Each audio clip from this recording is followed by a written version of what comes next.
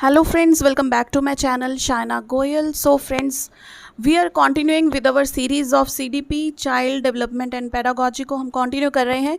So आज के topic है हेरिडिटी एंड एनवायरनमेंट. सो इससे प्रीवियसली हमने ग्रोथ एंड डेवलपमेंट किया था, उसके MCQs भी किए थे.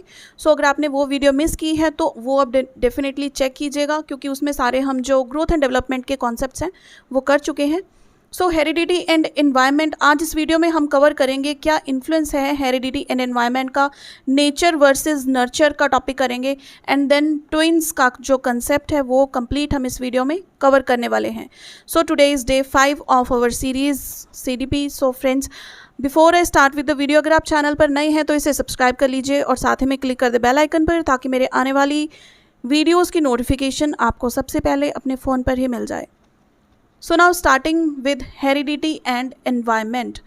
देखिए, अगर हम किसी भी पर्सन की बात करते हैं, कोई भी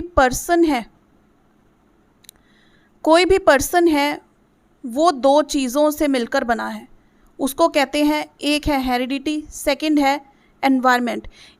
जो हेरिडिटी फीचर्स मिले हैं बच्चे को, उसके अलावा उसकी डेवलपमेंट का कारण क्या है? एनवायरनमेंट. तो बच्चे की अगर डेवलपमेंट के रीज़न हैं, कुछ भी वो लाइफ में क्या है, ठीक है, उसके फिजिकल ट्रेट्स क्या हैं, उसकी जो भी हम डोमेन्स करते हैं डेवलपमेंट की, वो किस कारण है, या तो उसका कारण हेरिडिटी होता है या फिर होता है एनवायरनमेंट. सो सबसे पहले हम हेरिडिटी देखते हैं कि हेरिडिटी एक्चुअली क्या होता है. हेरिडिटी होता है कि पेरेंट्स से हमें जो फीचर्स मिलते हैं, ठीक है, हम कहते हैं ना कि पेरेंट्स से इनहेरिटेड फीचर्स हैं. बच्चा पेरेंट्स की तरह नज़र आता है, या फिर उसका कलर पेरेंट्स की तरह है, हेयर स्टाइल बच्चे का अपने फादर की तरह दिखता है, या उसके बाल उसके जैसे हैं. ये सारे फीचर्स क्या हैं? Qualities that a child inherits from his parents. Clear? तो फादर ऑफ जेनेटिक्स किनको कहा गया है? George Mendel. तो ये एक MCQ का बहुत मेन क्वेश्चन है कि फादर ऑफ जेनेटिक्स आपको काफ़ी सारे ऐसे दे दिए जाएंगे जिन्होंने हेरिडिटी पर अपनी रिसर्चेस की थी, तो आपने कंफ्यूज नहीं होना है. उन्होंने आपको फादर ऑफ जेनेटिक्स पूछा है, तो वो है जॉर्ज मेंडल. इन्होंने एक एक्सपेरिमेंट भी किया था पी प्लांट पर, जो हम अपने आने वाली वीडियोज़ में प्रॉपर इनके जो एक्सपेरिमेंट्स है वो भी डिस्कस करेंगे. सो हेरिडिटी बेसिकली क्या इन्फ्लुएंस होता है. अब हम इन्फ्लुएंस देखते हैं कि हेरिडिटी का क्या इन्फ्लुएंस है चाइल्ड पर. तो जो इन्फ्लुएंस है वो इन तरीक़ों से हो सकता है. फर्स्ट इज़ फिजिकल यानी कि फिजिकल ट्रेट्स बच्चा जो शो करता है, लाइक बच्चे की हाइट कितनी है, इसमें क्या क्या चीज़ें आ सकती हैं. बच्चे की हाइट कितनी है, वो बच्चा मोटा होगा, पतला होगा, ठीक है, या फिर उसका कलर कैसा है.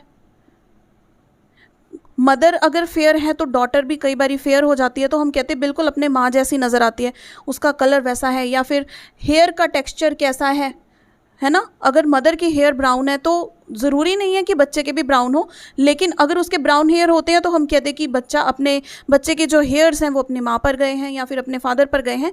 जो भी फिजिकल ट्रेट बच्चा एक्वायर करता है, ठीक है, हेरिडिटी से, उसके पेरेंट्स के जैसे लगता है, तो इसका इन्फ्लुएंस कहाँ पर पड़ता है? उसके फिजिकल आस्पेक्ट पे, उसके फिजिकल डेवलपमेंट पे. क्लियर? तो देखिए, हेरिडिटी बेसिकली एक बायोलॉजिकल कंसेप्ट है जिसमें हम बात करते हैं जीन्स की. पेरेंट्स से बच्चों को क्या ट्रांसफ़र होता है? जीन्स. आपने सुना होगा वर्ड DNA, हमने साइंस में पढ़ा है ना स्कूल्स में, DNA. तो DNA टेस्ट अगर होता है, अगर आप लोग मूवीज़ देखते हैं तो DNA की रिपोर्ट जो आती है वहाँ से हम चेक कर सकते हैं कि ये इसके पेरेंट्स हैं या नहीं. कि DNA जो है ना बच्चों का अपने पेरेंट के साथ ही मैच करता है, किसी और के साथ मैच नहीं करेगा, ठीक है. अपने पेरेंट्स के साथ, उनकी ऊपर की जनरेशन के साथ, उनके ग्रैंड पेरेंट्स के साथ, फिर जो हमारे परदादा होते हैं, मतलब सेम ही सीरीज़ में मैच करेगा. ऐसे नहीं है कि DNA किसी और के साथ मैच कर जाएगा. तो हेरिडिटी में क्या होता है? पेरेंट्स से जीन्स ट्रांसफ़र होते हैं बच्चों को, तो वो कुछ ट्रेट्स जो है इनहेरिटेड हो जाते हैं. फिजिकल ट्रेट हमने देख लिया. अब इंटरेस्ट पर डिपेंड करता है, लाइक पेरेंट्स जिन चीज़ों में इंटरेस्टेड होते हैं, ठीक है, बच्चे का इंटरेस्ट भी उसी हिसाब से हो जाता है, क्योंकि वो क्या होता है, हम कहते हैं जेनेटिक है, कि पेरेंट्स का भी ये शौक़ है, पेरेंट्स को घूमने फिरने का शौक़ है, तो उसी तरह की हैबिट्स, इंटरेस्ट क्या है, बच्चों में भी आ जाता है. उसके बाद अगर हम हेल्थ की बात करें तो बहुत कॉमन एग्जाम्पल है ये, कि अगर देखिए पेरेंट्स को, किसी को BP की प्रॉब्लम है ना, ब्लड प्रेशर की प्रॉब्लम है, या फिर किसी को शुगर इंक्रीज़ होती है, यानी कि डायबिटिक हैं पेरेंट्स, तो बच्चों में भी अक्सर वो चीज़ पाई जाती है। हम कहते हैं ना कि पेरेंट्स आपके अगर हार्ट के पेशेंट हैं तो आपको ध्यान से खाना पीना चाहिए। अगर यंग जनरेशन जो है उनको कोई प्रॉब्लम आती है, वो डॉक्टर के पास कंसल्ट करने जाते हैं ना, तो सबसे पहला क्वेश्चन उनका ये होता है कि आपके फैमिली में ये प्रॉब्लम किसी को है या नहीं है। यानी कि वो क्या चेक करते हैं उसकी हेल्थ में कि उसको ये प्रॉब्लम हेरिडिटी तो नहीं है, तो फिर उसका ट्रीटमेंट उस अकॉर्डिंग किया जाता है। क्लियर। तो विरासत में हम कहते हैं सिर्फ हमें जो है फिजिकल ट्रेट्स नहीं मिलते, बीमारियां भी मिलती हैं अपने पेरेंट्स से। जो उनको प्रॉब्लम्स हैं वो कई बारी बच्चों में अक्सर देखी जाती हैं।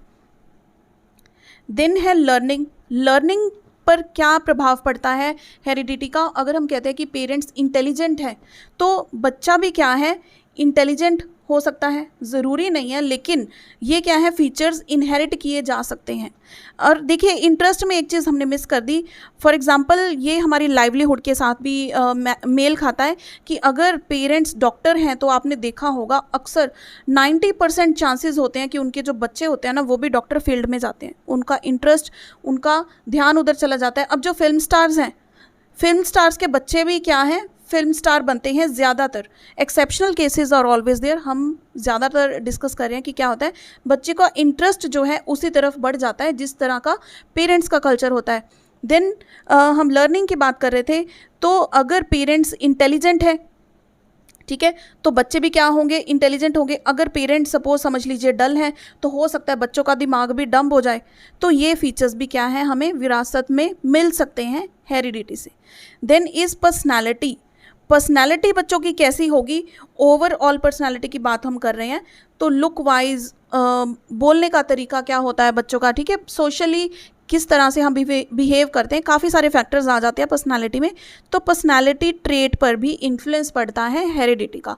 यानी कि जो चीज़ें हमें विरासत में मिली हैं अपने पेरेंट्स से, ठीक है, जो चीज़ें हमने इनहेरिट की हैं, I am not talking about materialistic things, ठीक है, कि कितनी हमें प्रॉपर्टी दे दी उन्होंने, not, I am not talking about that.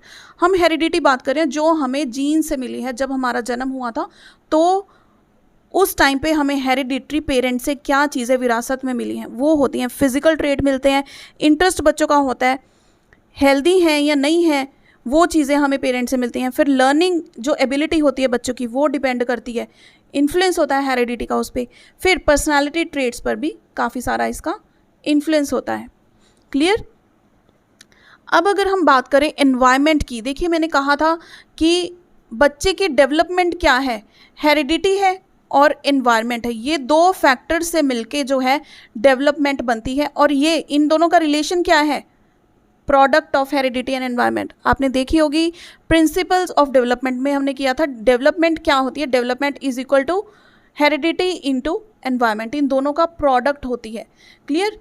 तो एनवायरनमेंट बेसिकली होता क्या है कि हमें जो चीज़ें तो विरासत में मिल गई उसको छोड़िए, उसके अलावा आप जिस दुनिया में रहते हैं, जो आपका सराउंडिंग्स है, ठीक है, आपका आसपास का माहौल कैसा है, फिजिकल माहौल कैसा है, ठीक है, एनवायरनमेंट किस तरह का है, ठंड के इलाके में रहते हैं, गर्मी के इलाके में रहते हैं आप, ठीक है, प्लेन्स में रहते हैं या फिर हिल स्टेशंस पर, या फिर कहाँ पे आप राजस्थान में रहते हैं या फिर आप बॉम्बे में रहते हैं। मतलब environment is everything that is surrounding you, चाहे वो आपका फ्रेंड सर्कल हो, सोशल ग्रुप है या फिर कोई ज्योग्राफिकल फैक्टर्स हैं, वो सब कुछ क्या है, एनवायरनमेंट के अंदर आता है।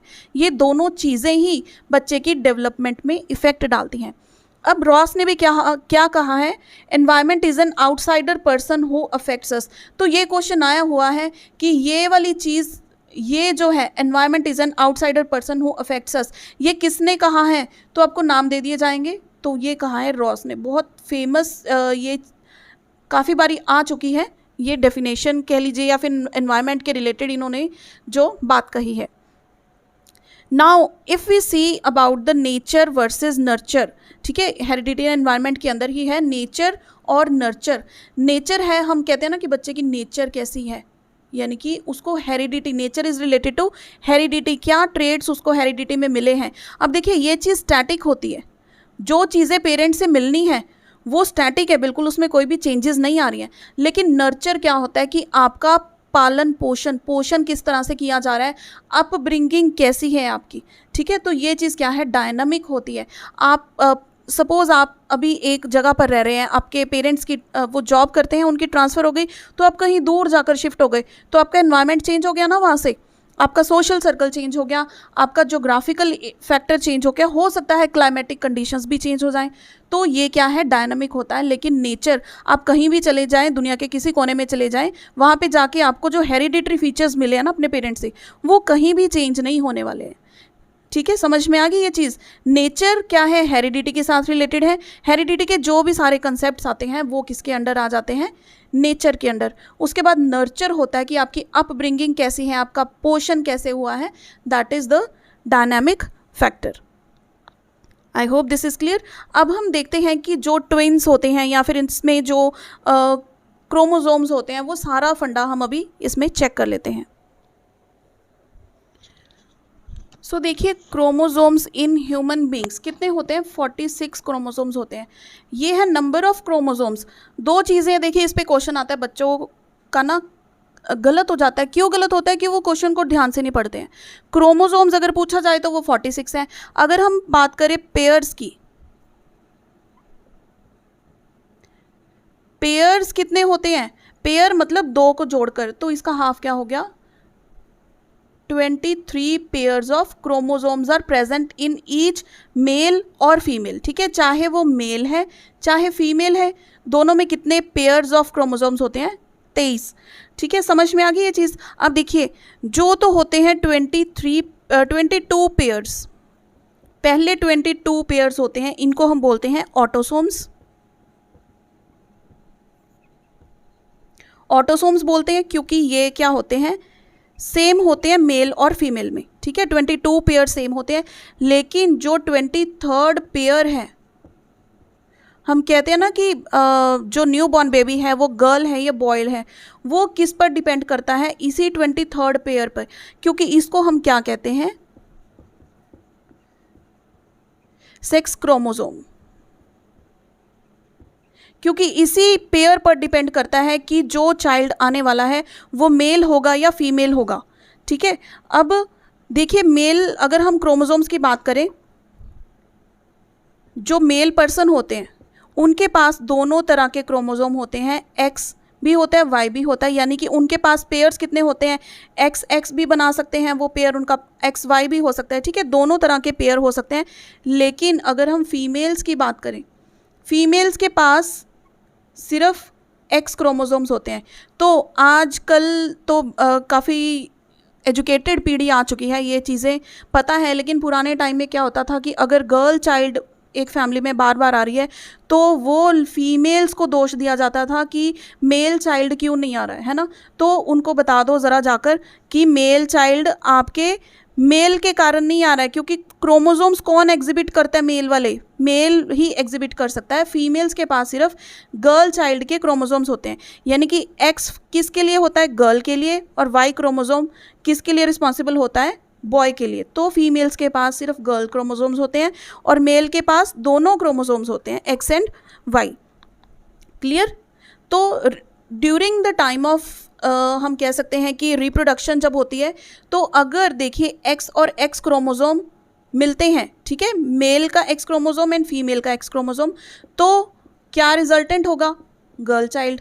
लेकिन अगर एक्स और वाई यानी कि मेल की तरफ से वाई क्रोमोसोम, फीमेल की तरफ से एक्स क्रोमोसोम, ये ऑपोजिट है ना, तो फिर यहाँ पर क्या रिजल्ट होगा, एक मेल चाइल्ड यानी कि एक बॉय पैदा होगा। ठीक है, तो ये चीज़ क्या है कि कौन सा बेबी पैदा होने वाला है, ये डिपेंड करता है 23rd पेयर जो क्रोमोसोम का है उस पर। उसको क्या कहते हैं, सेक्स क्रोमोसोम। ये चीज़ आपको कंसेप्ट ध्यान में रखना चाहिए, क्योंकि इस पर कोई भी क्वेश्चन किसी तरह से भी आ सकता है। ऑटोसोम्स पूछ सकते हैं, ठीक है, आपको ये दिए हो सकते हैं, पूछ सकते हैं कि मेल चाइल्ड इनमें से आप कौन सा डिटेक्ट कर सकते हैं। तो अब हम देखते हैं कि ये तो हो गया सिंगल चाइल्ड की बात। अगर हम बात करें ट्विंस की, जब ट्विंस पैदा होते हैं तो वो दो तरह के होते हैं, वो हम प्रॉपर देखते हैं यहाँ पर। सो देखिए, अगर हम ट्विंस की बात करें तो ट्विंस दो तरह के होते हैं, identical twins and fraternal twins. अब सबसे पहले देखिए कि जब बच्चा जन्म लेता है तो अगर यहाँ पर फीमेल है, यहाँ पर मेल है, तो काफ़ी सारे जो जर्म सेल्स हैं, हर ह्यूमन बॉडी में काफ़ी सारे जर्म सेल्स होते हैं। तो फीमेल के जो जर्म सेल्स होते हैं उसको हम कहते हैं ओवा, और मेल के जर्म सेल्स को हम कहते हैं स्पर्मेटोजोआ। क्लियर? काफ़ी सारे जर्म सेल्स हैं, लेकिन सिर्फ एक जर्म सेल है जो इनका मैच्योर होता है, जो फर्टिलाइजेशन के लिए रिस्पॉन्सिबल होता है। क्लियर? हमने बात की थी ना कि 22 पेयर्स ऑफ क्रोमोसोम्स ऑटोसोम्स होते हैं, लेकिन सिर्फ एक पेयर जो होता है वो रिस्पॉन्सिबल होता है कि गर्ल बॉय दोनों में से क्या बच्चा पैदा होने वाला है। तो जो सेल मैच्योर होता है फीमेल्स का, उसको हम बोलते हैं ओवम, और मेल्स का जो मैच्योर होता है उसको हम बोलते हैं स्पर्म। अब जब ये दोनों मिलकर क्या होता है फिर? Fertilised egg. मदर की वॉम में फर्टिलाइज्ड एग होता है, जहाँ पर हम कहते हैं कि अब ये बच्चा है, जन्म लेगा। तो ये एक सेल है, यानी कि एक एग है तो एक ही बच्चा जन्म लेगा, जो हमने अभी तक देखा है कि वो डिपेंड करता है कि एक्स क्रोमोसोम्स हैं, XY है। क्लियर? दोनों में से कौन सा पेयर ऑफ क्रोमोसोम है? तो अगर XX क्रोमोसोम है तो गर्ल चाइल्ड पैदा होगी, फीमेल। अगर XY क्रोमोसोम है तो क्या? मेल पैदा होगा। ठीक है? समझ में आ गई इतनी चीज़? अब ये देखिए, एक फर्टिलाइज्ड एग है, यानी कि यहाँ से एक बच्चा पैदा हो रहा है, लेकिन कई बार क्या होता है कि ये जो फर्टिलाइज्ड एग है ये स्प्लिट हो जाता है 2 हाफ्स में।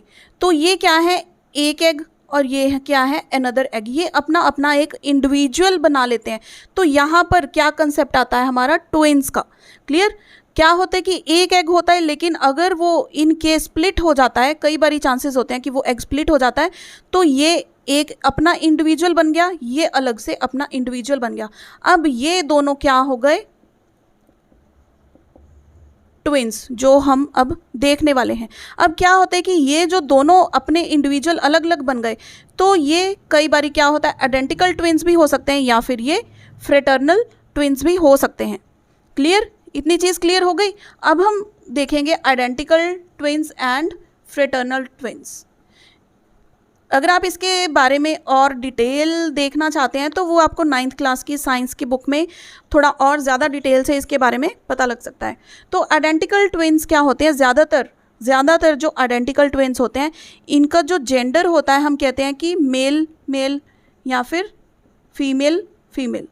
तो एक तो इनका जो जेंडर है वो सेम होगा, हम कहते हैं।